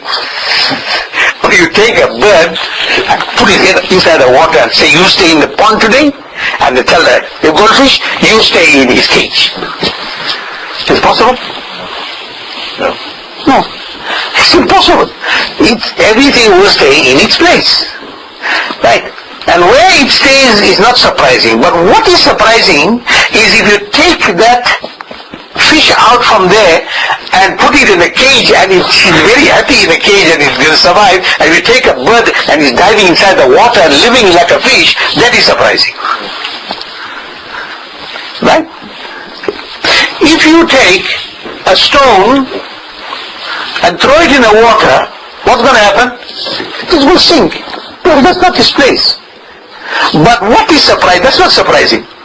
Because it's going, its mustaqar, its place is the ground, solid ground. That's where a stone can, you don't find a stone suspended. That place is on the ground. It has to be there. Right? And if you throw a stone inside a pond and a water, and you see the things floating on top, then you must be surprised. Now let's see. Right. Now, let us not deal with the actual objection. Almighty Allah subhanahu wa ta'ala introduces His Prophet. In the Quran, He introduces. You reveal the ayah, I am introducing my Prophet. I'm sending Prophet. I'm introducing. When He says, قَدْ جَاءَكُمْ مِنَ اللَّهِ نُورٌ وَكِتَابٌ مُبِينٌ. Allah says, verily, there has come to you from Allah a light. You know what is surprising? Going from Mi'raj is not surprising and surviving there. That is not surprising. What is surprising that how the Nabi sallallahu alaihi wasallam, what is he doing here? He's not supposed to be here. This is not his origin. His origin is by the divine proximity, the maqam of qurb of Allah subhanahu wa ta'ala. As the Quran says, He's light. قَدْ جَاءَكُمْ مِنَ اللَّهِ, from Allah. He stays there. How is he here? That is surprising. And they got the other side of the stick. मांगे कलेजी लाए जलेबी. मांगे कलेजी लाए jalebi. They've got the whole concept wrong. They've got the priorities wrong. They don't understand the original abode of the Nabi sallallahu alaihi wasallam. The beloved Habib sallallahu alaihi wasallam is original abode is by Allah, not here. वो हर आलम की रहमत है, किसी आलम में ठहर जाते, ये उसकी मेहरबानी है कि ये आलम पसंद आया. उसकी मेहरबानी है यहाँ पसंद. He liked this for us. And Allah subhanahu wa ta'ala then states in the Holy Quran, Surah Al-Ahzab, ما كان الله ليعذبهم وأنت فيهم. It's not of Allah. Previous ummah, you see, previous ummah, physical arrival of the Nabi, he didn't physically arrive here. Previous ummah, Nuh alayhi salam, global flood, destroyed every single thing. Only building existed on the world was the pyramids. What survived on this earth after the 6-month global flood of Sayyidina Nuh ala Nabiyana alayhi salatu wasalam was the pyramid. That's the only thing survived. Every creature on this earth that was there, every human being and creature, everything was devastated, destroyed. Azab. Qawm Lut, Qawm Aad, one nation, Jibreel alayhi salam came and screamed so loudly that everybody heard the intensity of the scream and died. One place he came, he flapped his wings, that created such velocity and pressure that everyone died. And one nation, he came, he picked up the whole ground, he took it up into the sky and set it upside down. It's open azab. Nuh alayhi salam's people did not, Lut alayhi salam people did not obey. He turned that great sea that is there, which is known as the Dead Sea. It was sea that, it's a massive place, right? Millions and billions of tons of water there, right? But you can't, now it's gone, the salinity is so high, there's so much of salt content, not even bacteria exists in it. So much so, you dive inside and can't commit suicide, you float up. You can't sink in that. The salinity is so high in it. What was that? The curse of Sayyidina Nabi Lut. You don't listen to Allah? They were engaged in sodomy. He cursed them, okay, your basic fundamental supply is cut out. Allah subhanahu wa ta'ala turned that into the Dead Sea. Right? But so stupid as some Muslim, Allah give them hidayah, they go and have bath inside there, where the azab of Allah was descended. They want to go and have a bath there, and they want, it's a new product has come out. They smear that on the body, that sand, the clay from there, and it beautifies the death contains the curse of Allah subhanahu wa ta'ala. No Muslim should utilize such products that come from a place of curse. Right? You utilize. Why can't you go to Medina Munawwara, get khak shifa and rub it on your body? Nabi sallallahu alaihi wasallam walked on it. It contains the barakat of the feet of the beloved Habib sallallahu alaihi wasallam. The very feet that went from Mi'raj. However, now Allah subhanahu wa ta'ala says, قَدْ جَاءَكُمْ مِنَ اللَّهِ نُورٌ وَكِتَابٌ. Now you surprised that Nabi Sallallahu Alaihi Wasallam existed there. That's his original abode. He ought to exist there. He came from there. You should be surprised how he's staying here, because he's light. He's light. كُلُّ شَيْءٍ يَرْجُعُ إِلَى أَصْلِهِ. Everything returns to his origin. You don't think, you don't plant a banana tree and expect apples to grow in it. It will give banana. Right? Okay? So, the Nabi Sallallahu Alaihi Wasallam belonged, a banana belongs to a banana tree. An apple belongs to an apple tree. Nabi Sallallahu Alaihi Wasallam doesn't belong to this world. This world is foreign to him. His world is proximity of Allah, because Allah said, introducing him, قَدْ جَاءَكُمْ مِنَ اللَّهِ نُورٌ, came from Allah light. So he is supposed to be there. So these idiots are surprised on the opposite. The surprise should be, how is he here? Allah subhanahu wa ta'ala said, مَا كَانَ اللَّهُ لِيُعَذِّبَهُمْ. Oh, I came to that point I was telling you about. Open azab came when they transgressed the law. Then Allah subhanahu wa ta'ala says, oh Mahboob, you love this ummah, stay amongst them. Why? مَا كَانَ اللَّهُ لِيُعَذِّبَهُمْ. When I sent azab to Qawm Lut, when I sent azab to Qawm Samud, when I sent azab to the nation of Nuh alayhi salam, or other nations, you were not physically present there, Ya Rasulullah sallallahu, my beloved Rasul sallallahu alayhi wasallam. Therefore the azab was there, and it's وَمَا كَانَ اللَّهُ لِيَعْذِبَهُمْ. It's not of Allah to send azab amongst them. Why? وَأَنْتَ فِيهِمْ. As long as you, rahmah, stay there, no azab will come. That's the reason Allah subhanahu wa ta'ala left him here in Madinatul Munawwara, because he is Anta fihim. You there, Mahbub? They can't be azab. You can't take water and fire and mix it up. They are total opposite entities.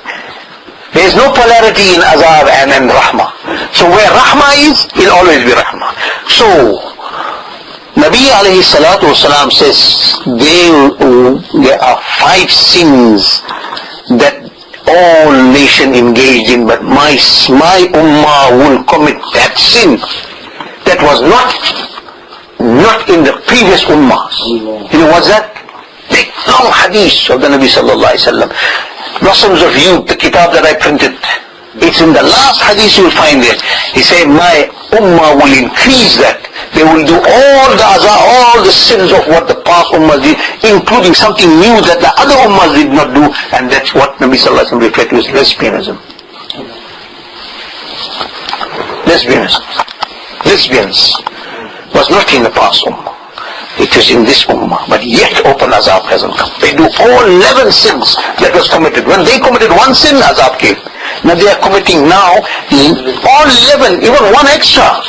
But yet no azab coming, because Allah's wa'ada, Allah's promise, it's not of me to send azab because you are among them.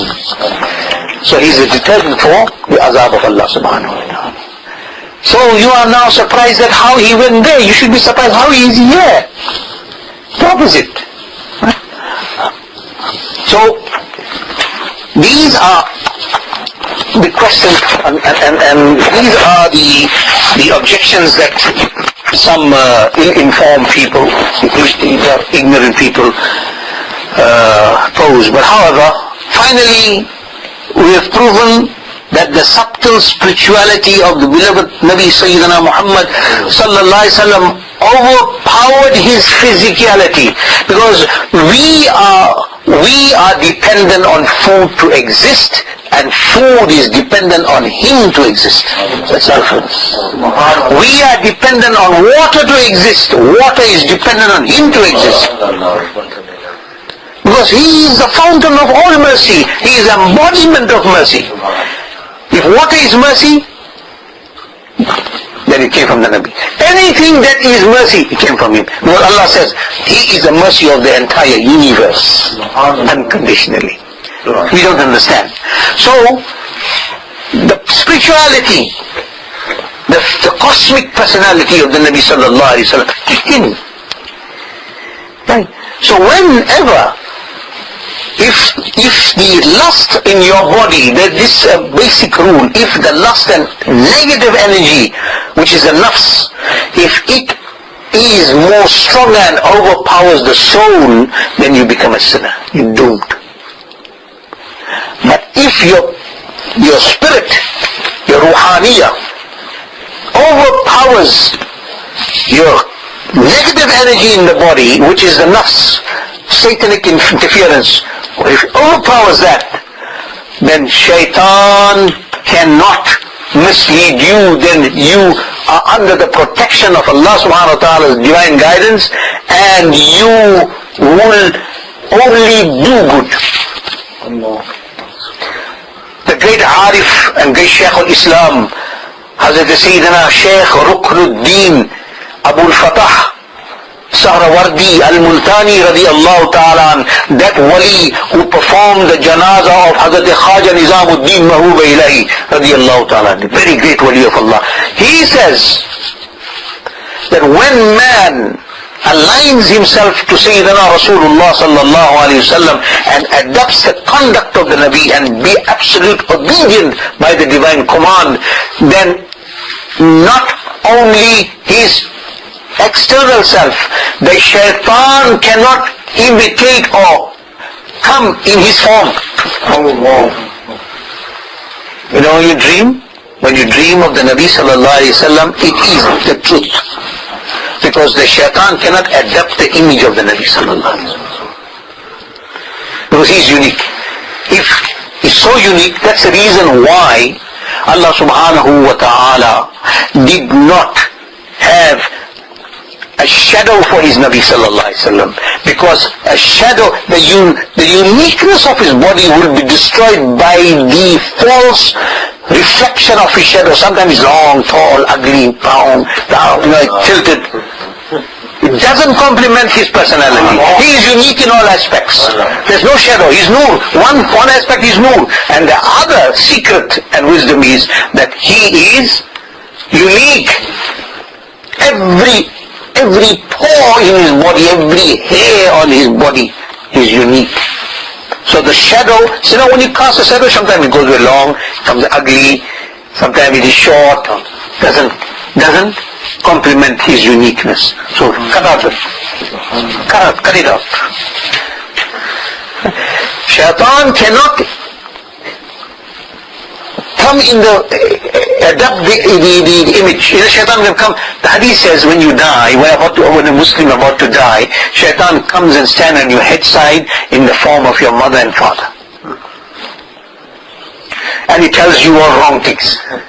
You think now at that crucial point you are now in subconscious, your mother is telling me, say, my mother is the one that fed me, brought me up and taught me everything, and she's telling me, say you believe, you don't believe in Allah subhanahu wa ta'ala. Say, he still tell you words of kufr.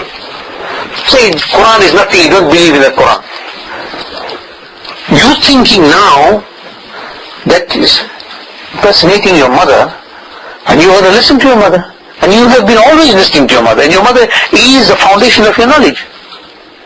And she's an architect of your deen. She's the one that laid the foundation for your religion. So what are you going to do? You're going to lose your iman at the time of death, but Allah subhanahu wa ta'ala, whoso he protects, nobody can mislead. مَنْ يَهْدِي اللَّهُ فَلَا مُضِلَّ لَهُ وَمَنْ يُضْلِلْهُ فَلَا هَادِيَ لَهُ. Allah protects you. Allah protects us. Allah protects us all the time. We always seek his protection. But the shaitan can never come in the form of the Nabi sallallahu alaihi wasallam, that is law, and also not in the form of those who are aligned to the Nabi sallallahu alaihi wasallam, who are awliya Allah. Shaitan cannot impersonate them. If shaitan cannot take their form as well. Right? So if you dream of a wali, he is a wali. If you dream of Hazrat Sayyidina Ghaus al-Azam Shah-i Baghdad, Sayyid Abdul Qadir al-Jilani radiyallahu anh, it is him. Shaitan can't take his form. If you dream of Sayyidina Shah Hindustan, Sayyidina Gharib Nawaz radiyallahu anh, it is him. You don't even have to ask anybody to interpret whether it was him or somebody else. It is him. Because Shaitan can't take his form. Because he was a very senior wali of Allah subhanahu wa ta'ala. So it cannot take the form of even those. Allah subhanahu wa ta'ala protects them. So when your spirituality overpowers the negative aspect of your creation, or those disliked portions of the clauses or in your constitution, that is a satanic interference, and your physicality and demands of your physicality, you are transformed in all human natures, then is transformed into divinely blessed qualities. That is known as a state of fana. Right? Okay, so nobody, your fana depends on being obedient to the Nabi. You're not obedient to me, you can't get fana. You're not obedient to me, you can't get wilaya. Everything is from his feet, under his feet. The dust under his feet is better than any excellence you can think of. Right? So if this is what your state is, what do you think will be the state of spirituality of the Nabi sallallahu alaihi wasallam? When he reached the pinnacle of his spirituality, Sayyidah Aisha Siddiqa could not enter the room because of the radiation. She couldn't do it. Nabi sallallahu alayhi wa sallam says, Lima Allahi waqtun. There are special moments, times with my Lord. Lima Allahi waqtun. La yas'uni malakun muqarrab wa la nabiyyun mursal. Not even the exalted prophets of Allah experience, not even the closest and confident angels of Allah know. These are special moments. So Nabi sallallahu alayhi wa sallam is going to the step journey. He is going in.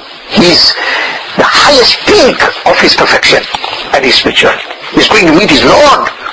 He's going to meet the sublime Lord. He's going to meet Allah subhanahu wa ta'ala. So he's going in that state. You dress to the occasion. You don't go and put your jeans on and a little, funny kind of shirt when you are going to a wedding. You dress for the occasion. To imagine the garb that he wore.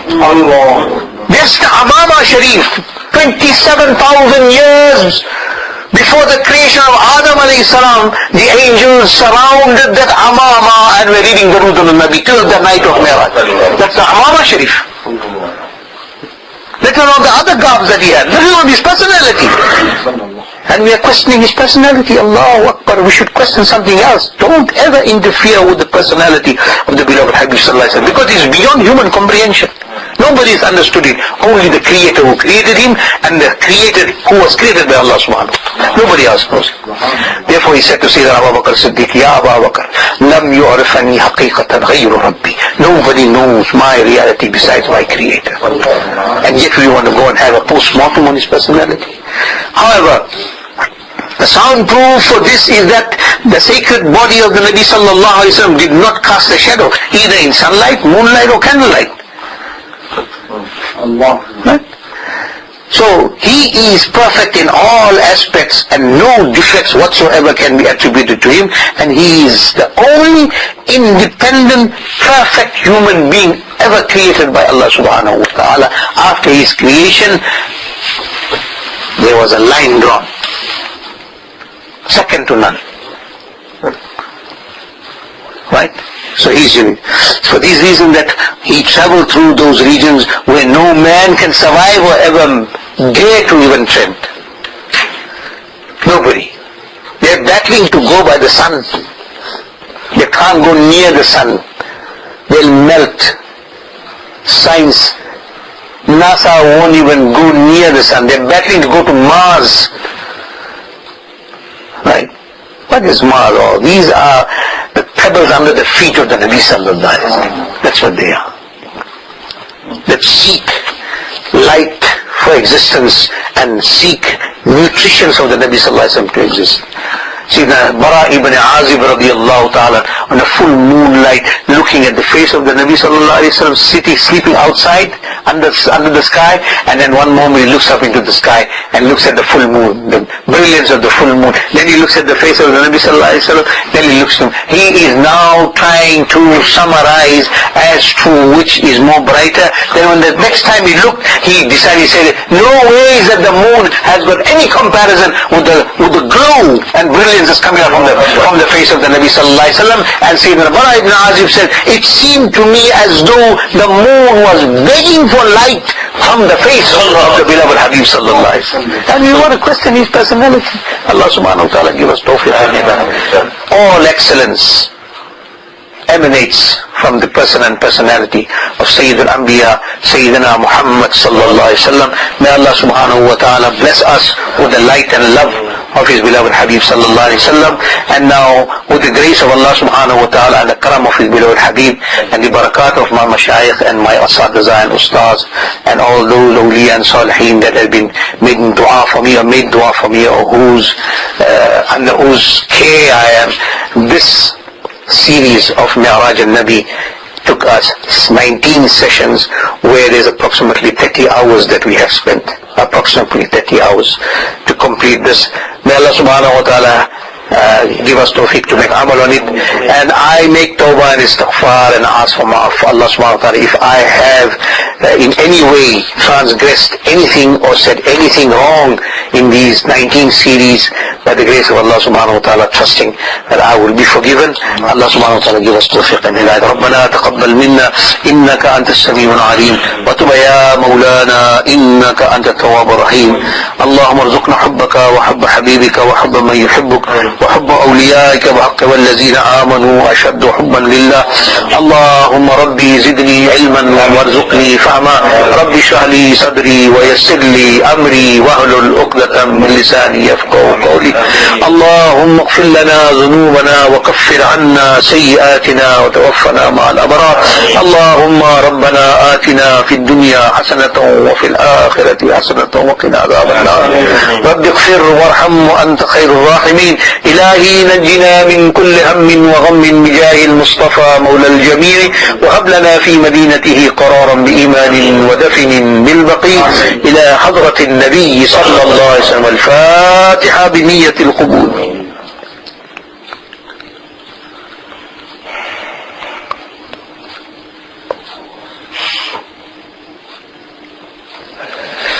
إن الله وملائكته يصلون على النبي يا أيها الذين آمنوا صلوا عليه وسلموا تسليما. اللهم صل على سيدنا محمد وعلى آل سيدنا محمد وأصحابه وبارك وسلم. أستغفر الله ربي أستغفر الله ربي أستغفر الله ربي من كل ذنب وأتوب إليه. أستغفر الله ربي من كل ذنب وأتوب إليه. أستغفر الله ربي من كل ذنب وأتوب إليه. إلهي أنت إله عالم ونحن عبادك جاهلون. نسألك أن ترزقنا علما نافعا وفهما كاملا وطبعا زاكيا وقلبا سفيا حتى نعبدك بعلم لك ولا تهلكنا بالجهالة يا أرحم الراحمين. تیرے فضل و کرم سے دور ہو جائے پریشانی. الہی خیر گردانی بحق شاہ جیلانی. الا ان اولیاء اللہ لا خوف علیہم ولا هم يحزنون الذين آمنوا وكانوا يتقون. سبحان ربك رب العزة عما يصفون وسلام على المرسلين والحمد لله رب العالمين وآخر دعوانا الحمد لله رب العالمين.